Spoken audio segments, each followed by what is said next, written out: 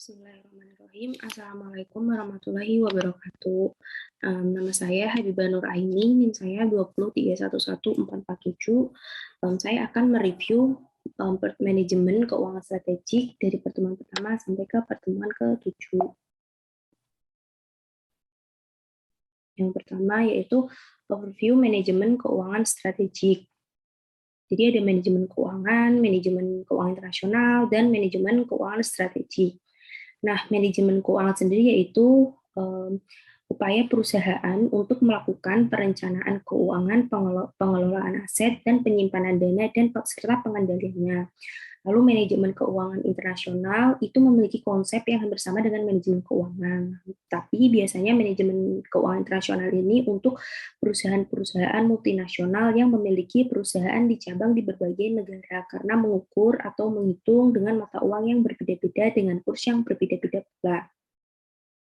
Lalu manajemen keuangan strategik yaitu adalah tentang menciptakan keuntungan bagi bisnis dan memastikan pengembalian investasi yang dapat diterima dan memaksimalkan profit yang akan dibagi kepada pemegang saham. Namun sebelumnya penting bagi perusahaan untuk mengidentifikasi tujuan secara tepat dengan mengukur sumber daya potensial yang ada dan menyusun rencana khusus untuk keuangan dan sumber modal lainnya. Mengapa melalui saham? Karena bagi perusahaan pemberian modal, penggunaan modal menggunakan saham itu minim resiko daripada harus hutang ke bank. Keputusan investasi dibagi menjadi 3, yaitu keputusan investasi, keputusan pembiayaan, dan keputusan dividen.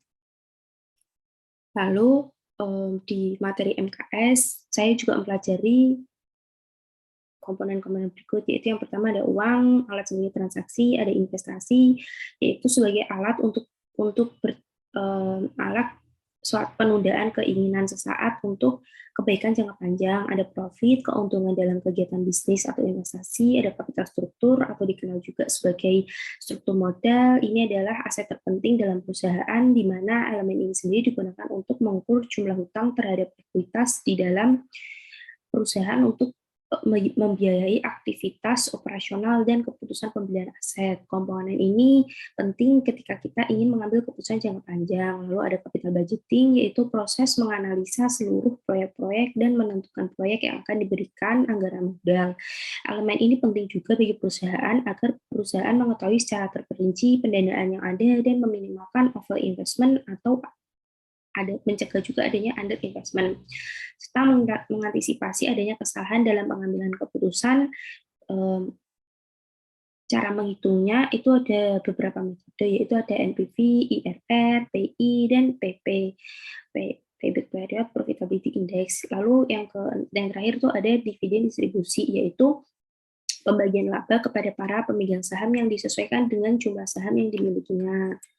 Lalu selanjutnya ada pertemuan 2 yang kita membahas tentang corporate governance and agency theory, yaitu bagaimana perusahaan itu dikelola dan diatur. Poin penting pada bagian ini sudah tertulis di sini. Yang pertama itu ada agency konflik, yaitu di mana memiliki kepentingan untuk individu, karena kan pada dasarnya manusia ini adalah makhluk homo economic, yaitu selalu ingin memaksimalkan kepentingan pribadi ketika ada kesempatan-kesempatan. Lalu ada konflik kepentingan, yaitu terjadi karena separation of ownership dan control. Pada dasarnya saham itu kan pemilik pemegang saham, namun biasanya untuk mengelolanya itu akan ditunjuk manajer investasi. Namun ketika adanya keputusan yang dianggap merugikan pemegang saham, maka akan terjadilah konflik kepentingan. Biasanya hal ini terjadi pada perusahaan-perusahaan terbuka. Dan terakhir ada 2 tipe agensi konflik, yaitu ada principal versus agent atau owner versus manager, yaitu konflik yang terjadi karena ada perbedaan kepentingan manajer dan pemegang saham terjadi pada perusahaan terbuka. Lalu yang kedua ada majority shareholder versus minority shareholders, yaitu terjadi karena adanya perbedaan keputusan dan merugikan salah satu pihak, baik bisa pihak mino atau pihak mayonya. Biasa terjadi pada perusahaan tertutup. Nah, bagaimana untuk meminimalkan konflik-konflik kepentingan ini? Yang pertama, kita bisa memberikan saham kepada manajer untuk menumbuhkan rasa kepemilikan, lalu bisa memberikan insentif jika sampai ke target.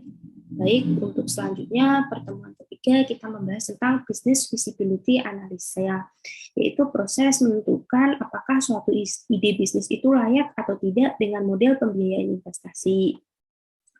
Investasi adalah alat untuk penanaman modal untuk mendapatkan keuntungan di masa mendatang. Dalam belajar ini saya juga mendapat bahwa high risk itu tentu akan high return dan low risk itu akan low return. Lalu elemen untuk mengukur kelayakannya sendiri ada NPV, net present value, yaitu selisih antara nilai saat ini dari arus kas masuk dengan nilai saat ini dari arus kas keluar pada waktu tertentu. NPV positif menunjukkan bahwa pendapatan yang dihasilkan lebih besar dari modal yang dikeluarkan. PP, payback period, yaitu jangka waktu untuk mengembalikan nilai investasi yang dikeluarkan. IRR, yaitu tingkat efisiensi dari investasi, apakah pengembalian lebih besar daripada investasi ke tempat lainnya. Terus itu ada ROI, yaitu presentasi profit yang bisa didapat dari total investasi. Lalu selanjutnya di pertemuan keempat kita membahas tentang NPV dan IRR. IRR yaitu dilakukan untuk mengetahui apakah cash flow yang dihasilkan lebih besar daripada nilai investasi. IRR digunakan untuk membandingkan tingkat suku bunga yang berlaku dengan nilai investasi. NPV yaitu menghitung keseluruhan investasi dengan waktu dan berdasarkan diskon rate. Perbedaan antara IRR dan NPV bergantung pada asumsi masing-masing mengenai tingkat reinvestasinya. Nah, pada bab ini saya juga mengetahui adanya dua project, yaitu independent project dan mutually project. Independent project yaitu keputusan untuk satu project tidak mempengaruhi project lain. Lalu mutually project yaitu keputusan untuk memilih salah satu project dan satunya berarti ditolak. Nah, dalam mutually project, biasanya NPV ini lebih dipilih daripada IRR, karena IRR dianggap tidak logis.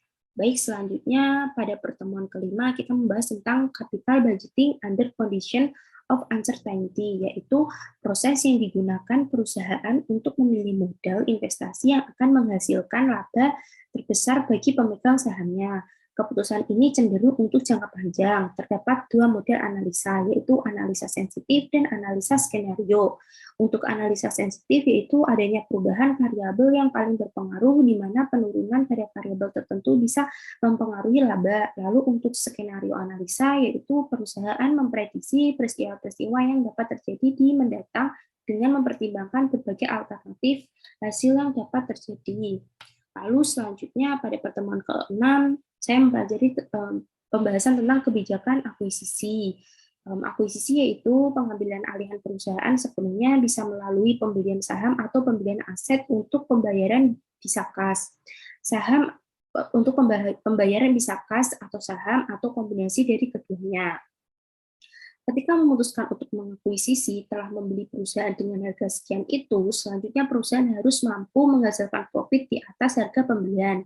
Jadi pengakuisisian itu akan mendapatkan nilai untuk perusahaan ketika adanya sinergi. Sinergi yaitu jumlah produksi atau penjualan yang lebih dari yang mereka lakukan masing-masing sebelumnya. Namun, faktanya mendapatkan sinergi dari kenaikan penjualan itu sulit. Justru yang menambah sinergi biasanya karena adanya penurunan operasional di atas merger dan akuisisi. Penurunan operasional di atas merger dan akuisisi itu ada konsolidasi, yaitu pembentukan entitas baru dengan manajemen baru pula. Ketika suatu perusahaan benar ingin mengakuisisi, ada nilai yang harus dibayarkan, yaitu harga dari perusahaan tersebut. Dan untuk menarik harga yang dibayarkan harus di atas harga pasar perusahaan, biasanya di atas 10-30%, itu disebut sebagai premi. Adanya kegiatan bisnis ini pun tidak menjamin akan sukses. Faktanya 70% itu gagal. Namun kebanyakan orang masih mau mencoba karena mereka terlalu overconfidence mengesampingkan data fakta yang ada itu. Nah, ada dua jenis akuisisi, friendly akuisisi dan hostile akuisisi. Friendly akuisisi yaitu pengakuisisian secara baik, dan hostile akuisisi itu pengakuisisian secara paksa. Nah, jika perusahaan dan pemegang saham tidak mau diakuisisi, bisa menggunakan taktik anti takeover, yaitu taktik untuk melakukan penolakan akuisisi. Ini ada 4, yaitu poison pills, golden paracutes, crown jewels, dan green wheel. Baik, selanjutnya pada pertemuan ke-7 membahas tentang kebijakan merger. Merger sendiri adalah penggabungan dua perusahaan menjadi satu, tidak ada pengambilan alihan perusahaan masing-masing, tetap berjalan sendiri, yang membedakan hanya segi manajemen saja. Untuk pembagian valuasinya sendiri, yaitu dengan total valuasi perusahaan sendiri sebelumnya, dibagi dengan total valuasi perusahaan keduanya. Sekian overview pembahasan pertemuan 1 sampai 7 dari saya. Wassalamualaikum warahmatullahi wabarakatuh.